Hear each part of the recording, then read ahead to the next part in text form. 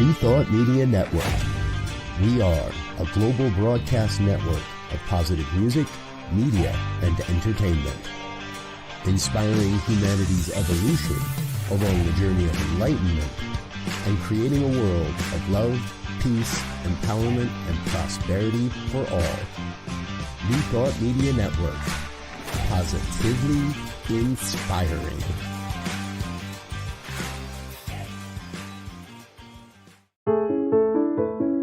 New Thought Media Network. We are a global broadcast network of positive music, media, and entertainment, inspiring humanity's evolution along the journey of enlightenment and creating a world of love, peace, empowerment, and prosperity for all. New Thought Media Network.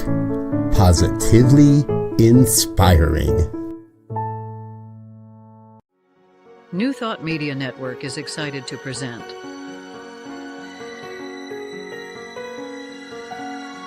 Divine Science Everywhere, Fridays at 2 p.m. Mountain Time and 4 p.m. Eastern.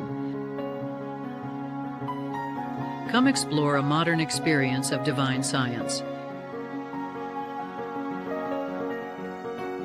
With Reverend Joy Fletcher, Reverend Jeff Radcliff, and Bishop Durrell Watkins. Join us as we open our eyes to divine science everywhere we look. Fridays on New Thought Media Network. Welcome to Divine Science Everywhere. Divine Science Everywhere features Divine Science ministers and New Thought guests as we discuss the principles and practice of divine science. I'm Reverend Joy Fletcher, and some people know me as Reverend Joyful. And some of the ways that I express ministry is by guest speaking at various churches, presenting end-of-life education and grief support, as well as I am the president of Divine Science Ministers Association. And hi, I'm Reverend Jeff, and glad to be here. Co-host not only of Divine Science Everywhere with Reverend Joy and Bishop Durrell, but I also co-host Friday Fireside Chat with Reverend Michael Mangus. You'll find me there tonight, 8 p.m. Central, 8 p.m. Eastern, 7 p.m. Central. And if you know Reverend Michael, you also know that he is the pastor of Summit Spiritual Center in Akron, Ohio. And by the magic of Zoom, I will be delivering their message this Sunday. So you can go there at 10. I believe it's 10:30 on Monday morning. It's 10:30 Eastern, 9:30 Central. So look for me there. Also, find me on Facebook. GiatiMinistries.org is the website, but Facebook Giati Ministries, GIATI. God is all there is. And I'm Durrell Watkins. I'm the senior minister of the Sunshine Cathedral, but I also express ministry as a vaudevillian comic, a burlesque fan dancer, and as the chaplain on staff at many bars in the area. I'm so happy to be one of the co-hosts of this show. I'm also the co-host of another show on another network called The Queer God Squad. I am a frequent anchor on another show called Queer News Tonight. And our Sunday services, our 10:30 service anyway, is live streamed at Sunshine Cathedral every week on both Facebook and YouTube. So we got a lot going on, but one of my favorite hours of the week is this hour, Divine Science Everywhere, right here, 4 p.m. Eastern every single Friday. And one of the things I love about doing this every week is that before we get too deep into conversation or whatnot, we get to take a moment of just reflection and quiet, sort of guided meditation. And that's always led by Reverend Joy, which is about to happen right now. Thank you. All right, my friends. Let's take a moment now and take a breath together.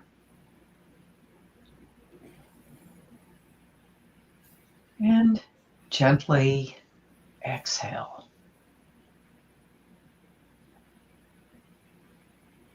And again. And exhale. So I encourage you to let your shoulders soften. Your breath deepen. And turn your awareness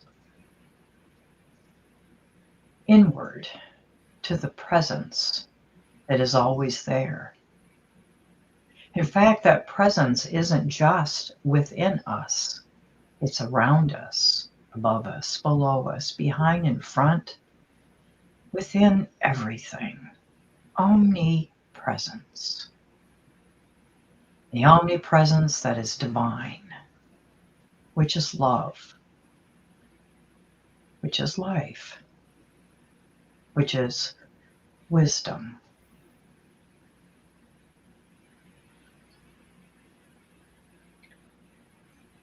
This is a reminder that these aspects or attributes of the divine are always available to us.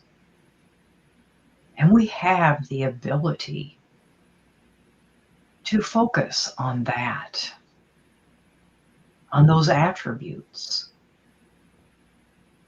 and recenter ourselves and feel that presence and that peace that is ours, that is from the divine. So today, let's focus on the truth of our at one minute. It's the living realization that we are not separate from our source, from God, from the divine, from the beloved, but rather we are that presence in expression as the one life, the one mind, and one love.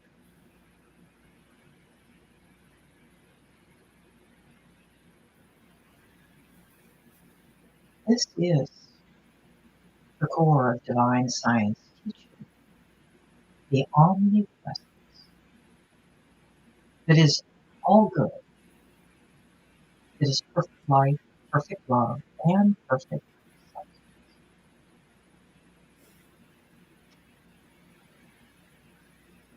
Some of our divine science teachers have shared things such as there is but one mind, and we live and move and have our being in this one mind, which is good. That's the essence of our at one. We don't reach toward God. In fact, we live in God. And we have the ability, the gift, to turn our attention to this presence in which we live and move and have our being. As in Romans 8:39, nothing can separate us from the love of God. We live and move and have our being in this essence,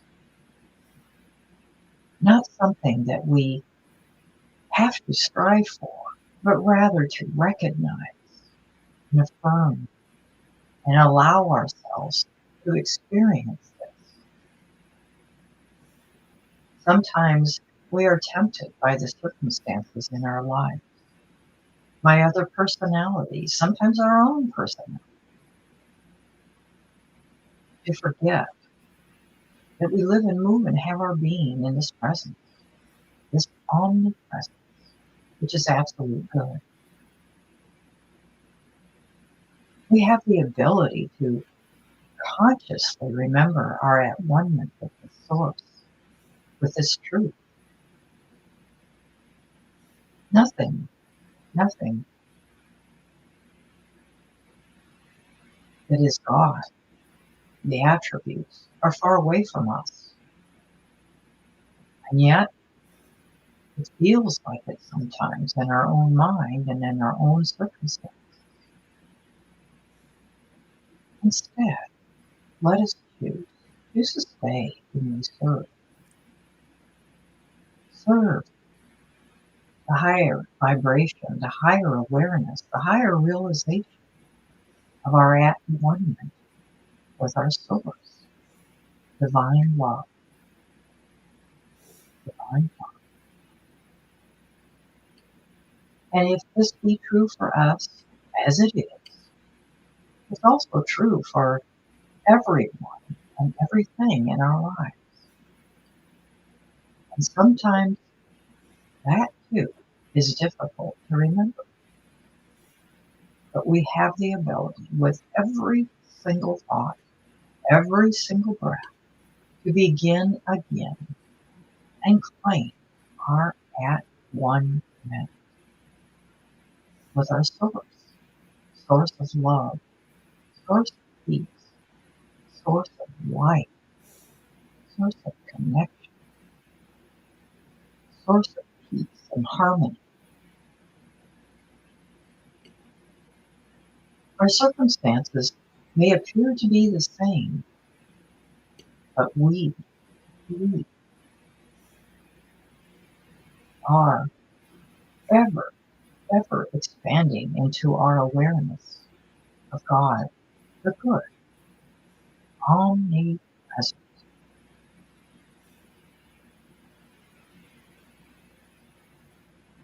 So let us carry forth this truth, this wisdom, this gift of knowing our at one-ment with God as love.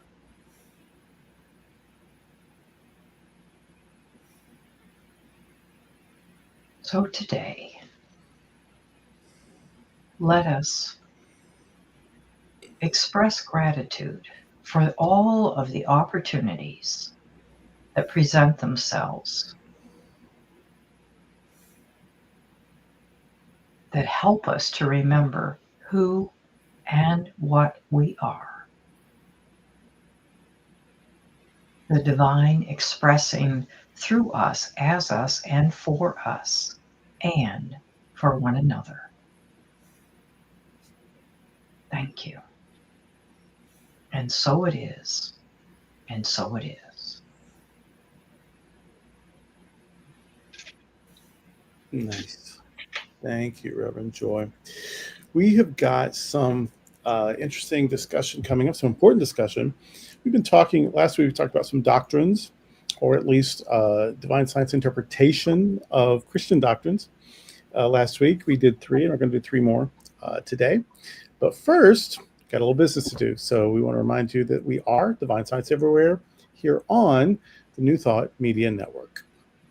Please help us say thank you to our organizational sponsors, including the Hefferland Foundation, Affiliated New Thought Network, International New Thought Alliance, Science of Mind Archives and Library Foundation, Center for Spiritual Living Denver, Center for Spiritual Living Midtown, New Thought Philadelphia, Planned Happiness Institute, Summit Center for Spiritual Living, One Heart Retreats, Center for Spiritual Living on the Lake, Unity Kitchener, Unity Spiritual Center Ottawa, Om Center for Spiritual Living, Satya Center, Begin Within Ministries, Center for Spiritual Living North Jersey, Unity of Savannah, and the Center for Spiritual Living Seattle, as well as all of our individual donors. Thank you for being part of the New Thought Media Network. Please like, share, and subscribe. New Thought Media Network, positively inspiring.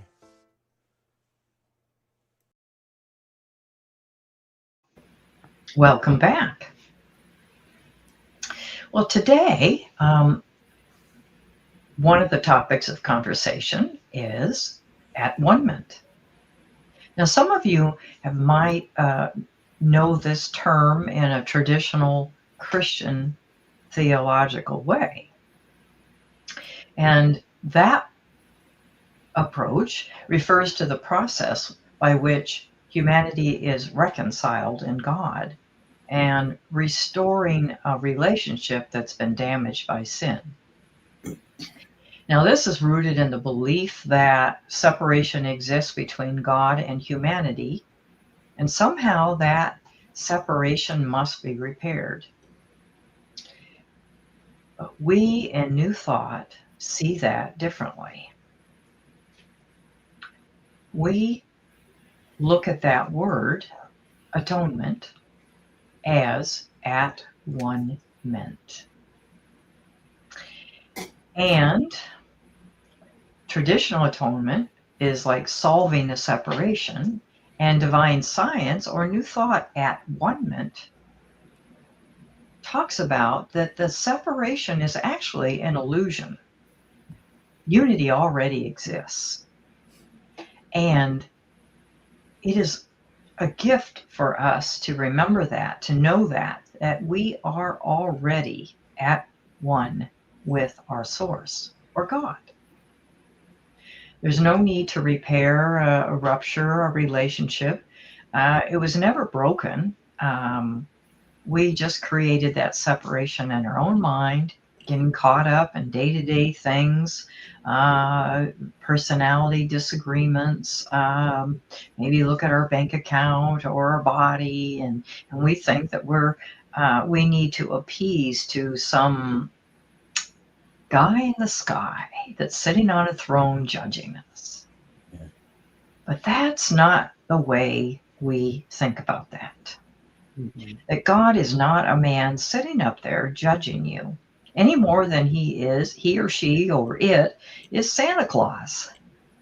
You know, if you're good, that you'll get certain things for Christmas, and if you do this, then certain rewards will happen in your life. Instead, it's all about the relationship that exists, the realization of our unity with God, the good, omnipotent. So as long as Nona Brooks says in Short Lessons in Divine Science, as long as we believe that God sends suffering, we will consider trouble, disease, and hardship is inevitable. But when we come to know the truth of God's omnipresence and our oneness with that presence, we begin to understand something far deeper. God doesn't inflict challenges upon us. In fact, why would the divine inflict difficulties upon itself, its creation? Why? If God is all, and all is an expression of the one whole, then nothing and no one stands outside the infinite to be punished or harmed. Our difficulties don't come from God. They arise from the belief in separation, from the dimming of our awareness of our divine identity. As Nona Brooks wrote, life is not a struggle. It's only a lack of consciousness that makes the struggle in living. Now, we do all have challenges. We do. And we didn't do anything wrong. The way to meet the challenges is to open ourselves to the realization of this divine, comforting, sustaining, loving presence that we dwell in. And our circumstances may appear to be the same on the outside, but what's important is what's on the inside. I'm having a memory right now. I remember I had a little plaque years ago, and it was a picture of a painted apple, and a little worm was sticking out a little hole there. And the saying said, "It's what's inside that counts." Right. So it's what's inside us that counts, not the circumstances, but the essence of who we are. And we live in and move and have our being in this divine essence, no matter what. And as our consciousness awakens, deepens to our unity with the divine, the struggle dissolves. It's not so difficult. We know that no matter what the circumstance, we are not alone, and we can be at peace and comforted and know that we are provided for in so many ways. So we have the opportunity to challenge our outlook and remember our at-one-ment with our source, with God. And how we perceive God makes a difference. If we perceive God as, again, some judge, then we may fear retribution or punishment, but that's not our understanding. Yes, we are all accountable for everything that we do, think, see. However, we begin again at every single moment. Every moment is golden. It's an opportunity to know that we live and move and have our being in this essence. And that divine is expressing as us, through us, and around us. And so it is.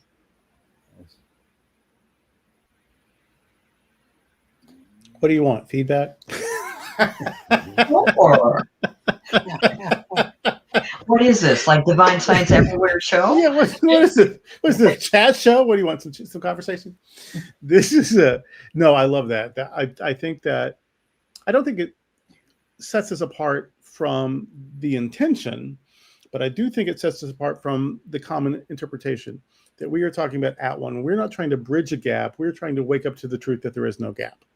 That is what atonement at one means for us. Because if God is omnipresent, there's no gap. If God is omnipresence, if God is the one presence, where are we going to go? Like, where's God going to be that's not with us? Where are we going to go? How can we be lost? How can we hide? So now you don't have to believe in omnipresence. I mean, we're at choice at what we believe. But if you believe in omnipresence, then damnation, not possible. Being lost, not possible. Being separated from God, not possible. This bridge between us and the divine, not possible. Now, in antiquity, the gods lived on a mountain top, and they would come visit every once in a while. That was a very different situation. But so maybe that's your God. Maybe God is way out there for you. Well, I'm so sorry about that.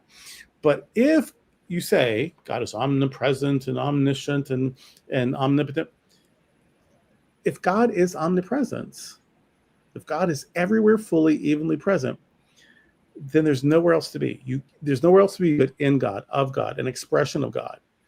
God is the one thing. God is the one thing, the one substance.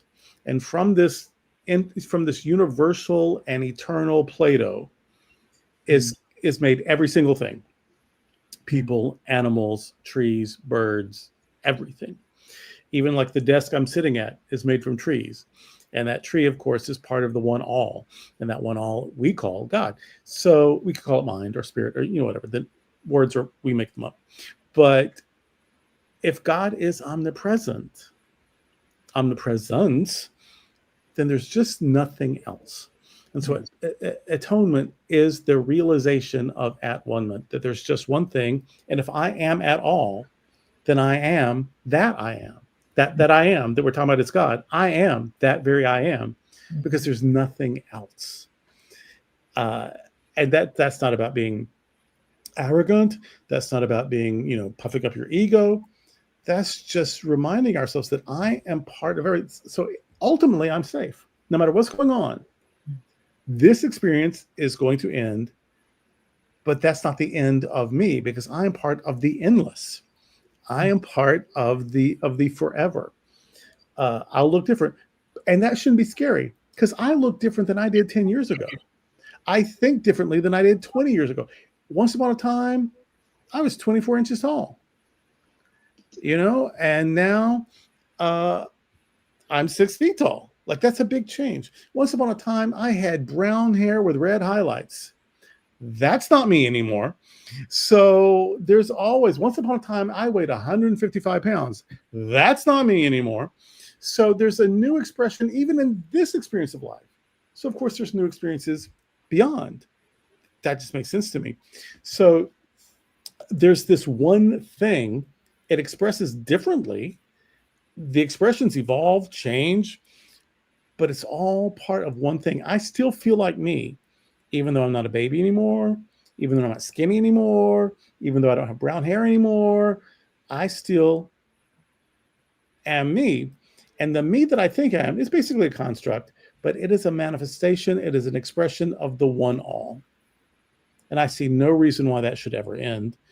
I assume, as Ernest Holmes did, that it will just keep evolving and expressing in new and different ways, as it has for the last 59 years, and probably has done for the last 59,000 years, and will forever. Awesome. Thank you. What do you think, Jeff? I can't help, every time I hear the word omnipresence, I think that every religion espouses that their deity is omnipresent, but some people don't act like it. They've decided to fall prey to thinking that's thousands of years old, and they've never gotten out of that. The idea that there is a force or a personage that could be opposite of God, that could be in opposition to God. Is that possible? And we brought this out last week in Genesis 1:1. It says, "In the beginning, God." It doesn't say God and anybody else or anything else. So, when you decide that there is such a thing as a devil or a Satan, what you're doing is you're taking the omniscience and the omnipotence away from the omnipresence. Because if God's not everywhere present, then that means that God is also not all powerful and God is not all knowing, because God is sharing that with something else. But we don't believe that there is anything other than God.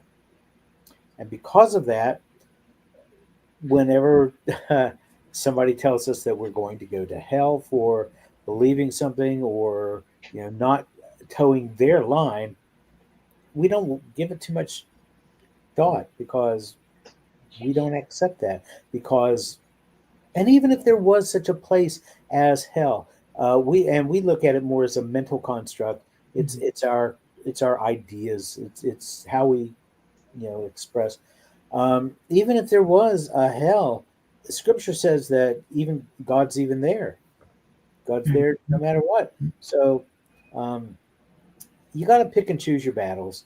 And I choose not to engage in any kind of theological debate with people who want to insist that there is evil in the world, that there is and you can't really deny the existence of evil so much as we would tend to see it as a divine expression, an individualized divine expression, who has chosen to express poorly, as opposed to being a little more uplifting.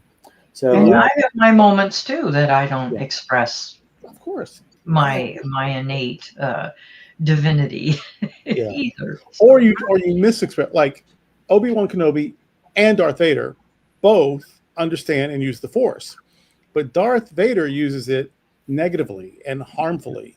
Mm-hmm. They both understand the principles, but one misapplies them. And that's what we do. When we're at our best, we do it right. And when we're not at our best, we screw up quite a bit. Yeah. But the power doesn't care. The power is the power. Right. Yeah. And I also refuse to get into one of those conversations with people who, well, what about this? What about that? What about Hitler? What about, Hitler was an asshole. Pick your favorite political foe or whatever. They are still expressions of divinity. They're still God coming through, maybe not in the way that we would express it, but they are still children of God, if you want to call it that. And we see that in the scripture. We see, I mean, these are people telling stories and from their perspective, but a God that will drown an entire Egyptian army. P.S. There are no historical records that happened, but but from the story, a God that will just drown people, is that very unlike the tyrants of history? Now, of course, that didn't happen and whatever, but just because we go off the rails, I've gone off the rails, maybe not to the extent of, Hitler or Stalin or, whatever, or the 45th and 47th president, whatever, maybe not to the extent of some people, but just because I didn't embrace and express and live into my divine potential doesn't mean it's not there. It's still there. It may be buried deeper than it is in, Mother Teresa, who just let it out. But we're part of the one thing. We just have to be, or there's not one thing. I think one of our biggest challenges, or at least it has been for me, is to look at that person who is expressing negatively, or and just realize that it's still God. Negative does not necessarily mean bad, just like positive doesn't necessarily mean good. If you look at a magnet, it's got a positive and a negative side. It needs both charges in order to be what it is. And positive on a magnet is not good. Negative on a magnet is not bad. It's just, it is what it is. So the challenge is to see that person as, if we want to anthropomorphize God, to see that person the way God sees them. Okay. This stuff is not easy. It's simple. After you get a grasp on the principles, it's simple to understand. Putting it into practice, not always quite so easy, but it's not undoable either. I have a pretty good example, I think. Okay, we're all there's one thing, and it's divine. It's whole, it's perfect, and it expresses in a zillion different ways. Okay, so I'm part of that. This perfection, this part of the one thing that is only good and all good and forever good, has a bunion. Do you know what I mean? This thing will have sciatica, or this thing was legally blind in one eye and had to have surgery. Now it's fine, but for a while was walking around basically with one functional eye. So it's all good, but it misfires. It doesn't express its perfection. Back of it all, there's wholeness, perfection. But in our experience, just like a nightmare, we experience nightmares, but they're not real. We experience them, we remember them, we wake up in a cold sweat, but it was just a dream. So yes, I'm so good, I'm perfectly good, and I have bouts of sciatica, and my foot hurts sometimes. You know what I mean? So I think that the tyrants of the world and the serial killers and all those horrible things, I think that's God's sciatica. I think that's God's arthritis. I think that's God's flu. That yes, God is perfect, but within the perfection there are misfires. There are experiences that do not reflect the truth. And so yeah, just like maybe I have a bunion. Maybe Jeffrey Dahmer is God's bunion. Doesn't mean it's not God. It just means it's not God expressing fully as God. It's a question, not a prophetic utterance. Now, if we were to, I'm going to move us on into the next the thing here. If we were to express our godness, our divinity more fully, we would become what Jesus became. And Jesus said to his disciples, the things that I do, you are going to be able to do as well. And what was the biggest miracle, I think, that Jesus accomplished in his earthly ministry was to come to the realization that he was not only human, he was also divine. Oh, I was going to say bartending. When he turned water into wine. But okay, yours is good too. I like yours too. We'll go with yours. Okay. He came into his Christedness. if you want, that's a good word to use, is Christedness. Christ is not Jesus's last name, no matter how much people want to argue. It's that impersonal spiritual idea of man that came through infinite mind. And Jesus became that Christ by recognizing and embodying that divine identity. And Jesus itself, as his name, just represents an individual expression of the Christ idea. Just like Jeff is my individual name that expresses my individual expression. We've got the same thing for Durrell, the same thing for Joy, the same thing for everybody. It's a divine idea. The word Christ from the Greek means anointed, or you can even say that it means Messiah. It's the promise of the visible manifestation of I am. And I am is God's name in man. It's the indwelling Christ. It's the true spiritual man that God made in God's image and likeness. So Christ is that one complete idea of the perfect mind, or the perfect man in the perfect divine mind. The embodiment of all the divine ideas that God would have: intelligence, life, love, substance, strength, health. The Christ exists eternally in divine mind. And it's the true spiritual higher self of every individual. And that's a heady thing when you stop to think about it. I remember watching back in the 80s when Shirley MacLaine's miniseries Out on a Limb came out. I went and got the book just to read, what the miniseries didn't cover.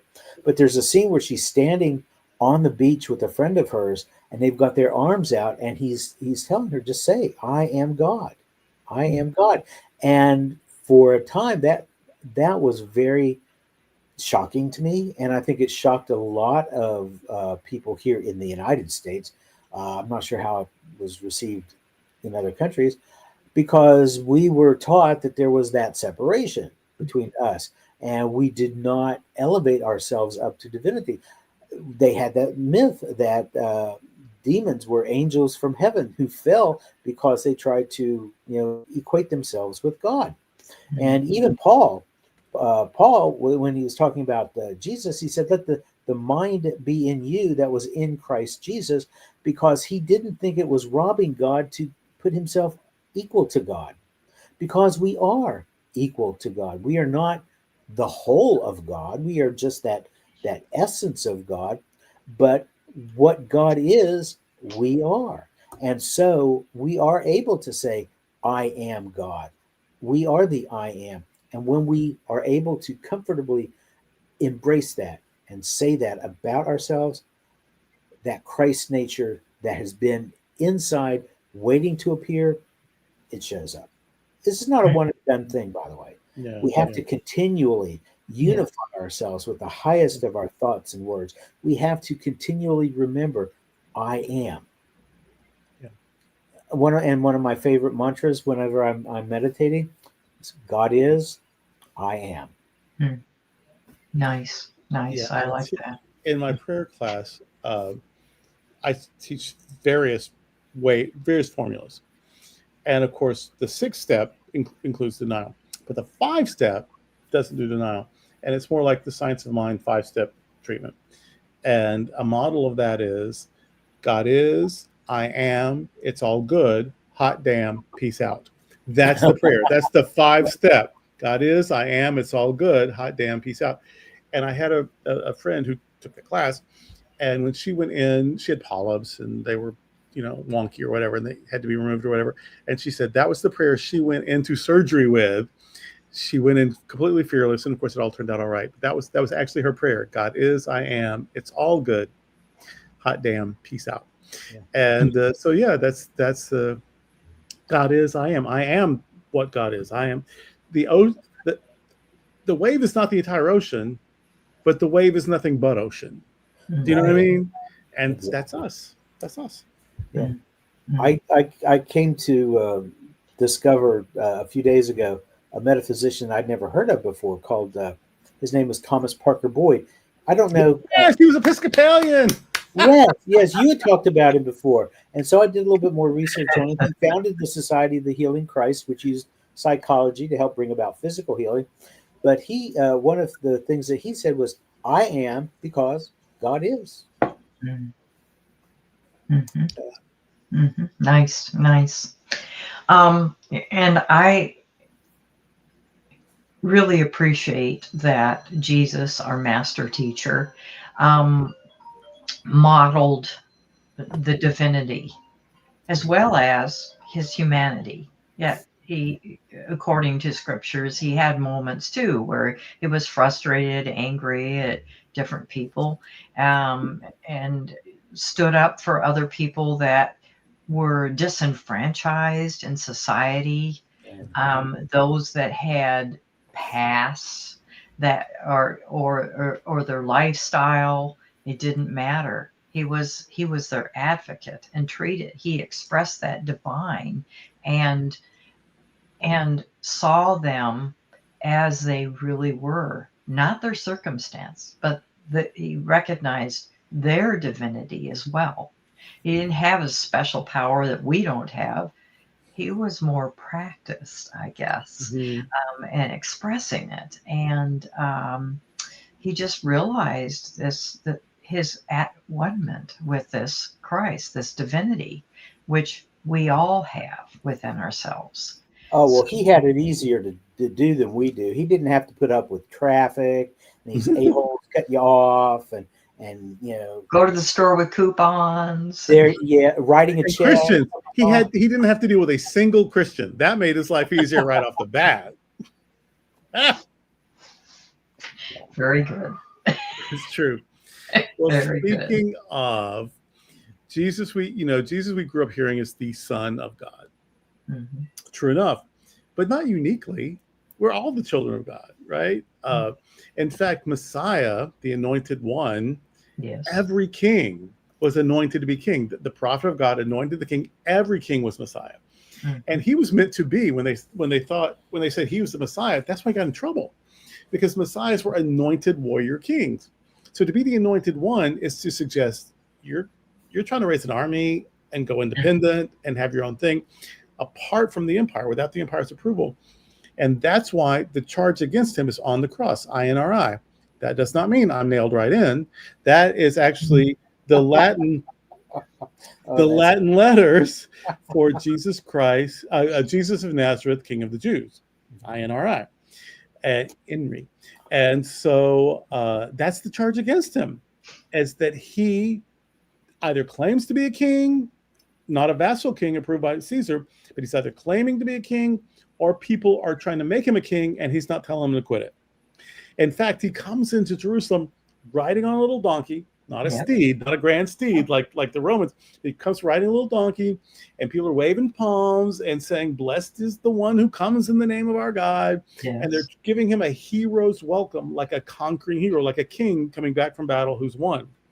They're treating him like that at this back gate, while during Passover, there is a state-approved celebration going on where there are Roman chariots and horses and all this. It's a way that Rome lets Jerusalem celebrate their Jewish heritage while also controlling it. Mm-hmm. Because what Passover is we escaped the empire. We gave Pharaoh the middle finger, stole everything we get our hands on, and hauled ass. That's Passover, right? And so they're celebrating Passover. Well, you don't want people to celebrate we got away from the empire if you're the empire. So they control it. They allow it, but they control it. And so the temple is in league with the empire. All the celebrations are like state approved. And in the back, the little gate, here comes this country illiterate peasant prophet riding in on a little donkey. And people are acting like he's a conquering hero, like he's a king. That was the first Then he gets to the temple. It's a pilgrimage. It's Passover. And he sees people profiting off pilgrims. They are, because you can't take your money with Caesar's face on it into the temple because there can be no graven images. It's a Jewish temple. So you have to exchange your money for something for temple money that doesn't have an image on it. But of course, just like the money exchange people in the airport, they charge you for the privilege. So these people are setting up a business off of faithful pilgrims. Also, your sacrifice, depending on how much money you have. If you're poor, you have like turtle doves. But if you're rich, you have like a lamb or a goat or a ram or something. And so, but if you're bringing your sheep from God knows where, days and days and days, it's going to be dirty and tired. But your sacrifice has to be spotless. So they'll sell you a sacrifice on the spot. Don't drag your little lamb all the way from out from the outback. Just come here and we'll sell you one. Now, this isn't to benefit the temple. This isn't benefiting ministry. These are just private businesses who set up shop in front of the temple. We'll sell you a lamb. We'll even sell you turtle doves if you need to do it on the cheap. And we'll exchange your money so you can give donations to the temple for a fee. Jesus sees that and loses his shit. He has a fit and falls in it. He can't stand it. And he acts out. The temple, though, is like approved by the empire. It's actually, it's like the post office. It's like if you went and started with a sledgehammer, started hitting mailboxes and windows, you'd be arrested, probably never see the light of day again. That's what Jesus is doing when he throws a fit at the temple.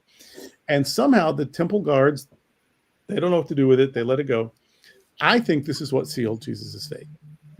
Okay, so next thing you know, he's on trial and he's executed and whatever. And our experience is that wasn't the end of the story. But that is what's happening on the just human, physical level.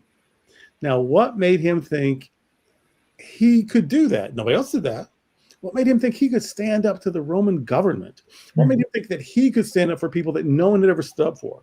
What made him think that he could advocate for the people who were tormented, who were trying to be erased, who their voice was taken away, they were dehumanized? Because he thought, and rightly so, that he was one with God. And that everyone is God's children, and God, if God were an individual, would not want any of her children mistreated. And so Jesus acts like the mother who takes discipline and say, I'm going to protect my kid, and you can't treat my kid this way. And next thing you know, we're at Golgotha. Now, Jesus's awareness of that, though, is, I meant to read right from Fanny James, and I think I'm going to run out of time, so just go with what I'm doing.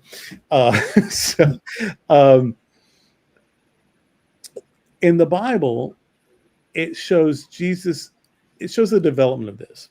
Writing before the Gospels is Paul. Paul's writing from like 49 to 64. And so in Romans 1, in the beginning, you see Jesus ascending. He survived somehow or come back to life after crucifixion, and he's ascending into the presence of God. And that ascension is when he becomes the child of God, right? Now, Mark is writing about 70, right in the wake of the destruction of the temple. In Mark, he becomes the Son of God at his baptism. The Spirit descends upon him and says, this is my child with whom I'm well pleased. He goes right into the desert. He battles his doubts and whatever, and then goes off with this amazing ministry. In Mark and Luke, he becomes the child of God in utero. The Spirit somehow moves while Mary is pregnant to make him the child of God. That is not the same as the Spirit impregnating her. But the Spirit does make her fetus the child of God. And then in John, we see from the beginning, but that's still not eternity. Eternity has no beginning and no end. So from the beginning, so there's still a start, but from the start of something, way back when, Jesus is the child of God, or the Christ exists and then is expressed through Jesus way later, whatever. So as scripture goes on, Jesus becomes the Son of God earlier and earlier and earlier. So there's this development of thought about it, and it shows that there's a development in his life of when he realized it and expressed it. Jesus grew into his Christness. Jesus is a person like you and me, but he became somehow so fully human, so perfectly human, so exactly human, so authentically human, he expressed divinity. He became so aware as a wave. He became so aware of his complete unity with the ocean that he expressed ocean. And that then becomes not the exception to humanity, but the example of what we're all meant to do. He is the example, not the exception. And just like he grew into the awareness that he is one with the one, that there's just one all and he's part of it. And once you are aware of that, you can live in more power. You can have so much power, you can confront empires. Well, what if they kill you? Well, what if you don't stay dead? I mean, you know what I mean? Like that is a special consciousness which he grew into. And because he did, we can. Because there's one all. And if it happened once, it can happen over and over and over again. And he didn't forget it either. That's the thing.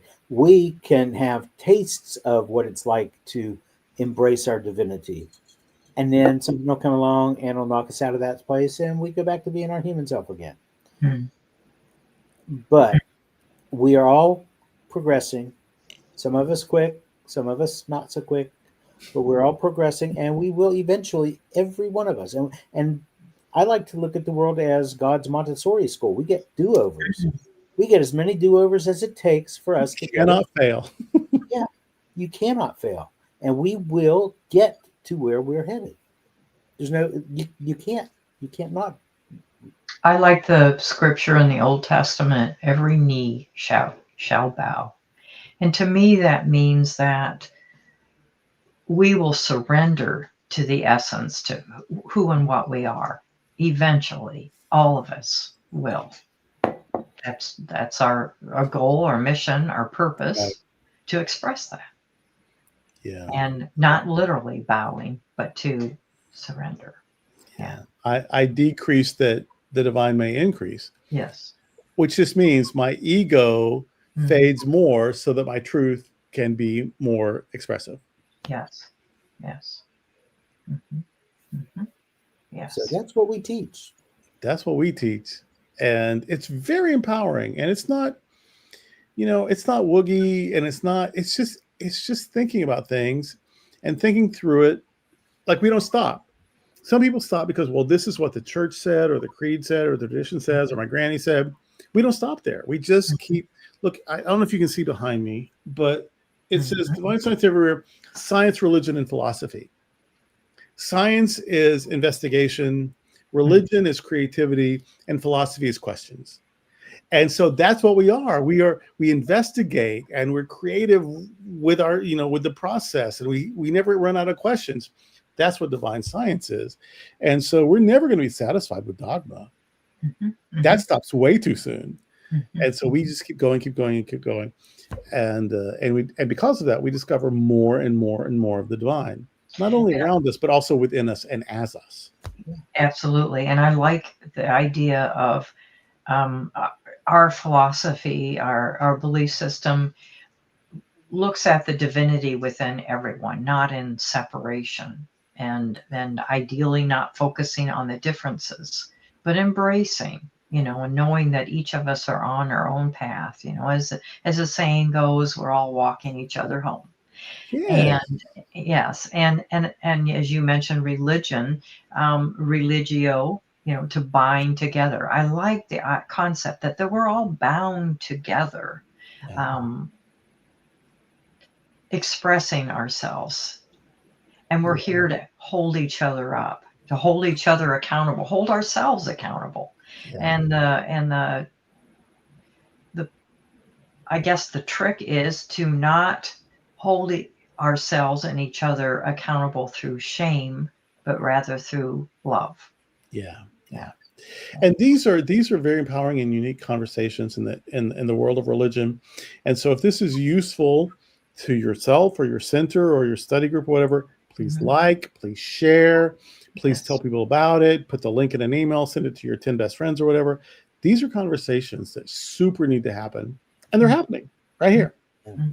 Now, speaking of right here, I need to remind you that this is Divine Science Everywhere on New Thought Media Network.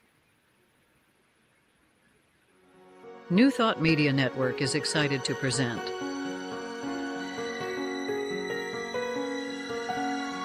Divine Science Everywhere, Fridays at 2 p.m. Mountain Time and 4 p.m. Eastern. Come explore a modern experience of divine science.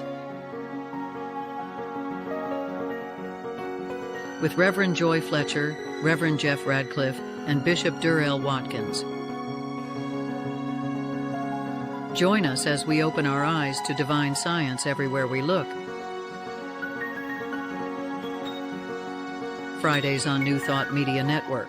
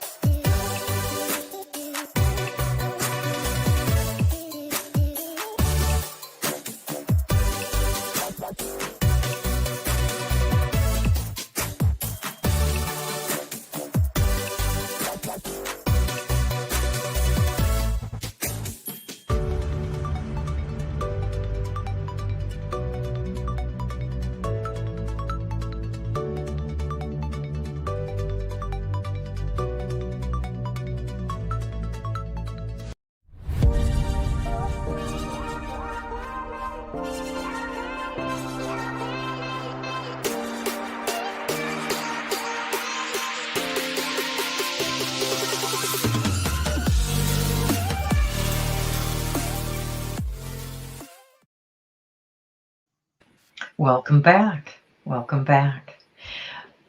As we've really enjoyed this conversation today and hope that it sparks something within you and that you can keep coming back, like and share. Next week, we are rebroadcasting an episode with Linda Martella-Wissett. And we're really excited about that. She's just great, and we really enjoyed her guest spot, and I'm sure that you will enjoy it too. And the following Friday, Bishop Durrell is our featured guest, if you will, and that will be really, really fun. And then the following Friday is Reverend Suzanne Carter, a Unity minister. And the next week, we will be talking about the metaphysical principles of Christmas and the holidays. And then we are rebroadcasting our episode with Raymond Anderson. And I know that you will enjoy that as well. So please keep coming back, and we have lots of great guests and things planned for the new year. So until we meet again, remember that this is divine science everywhere. And remember that divine science, omnipresence, is in all, through all, and as all. And we're here on New Thought Media Network. Bye-bye. Bye, y'all.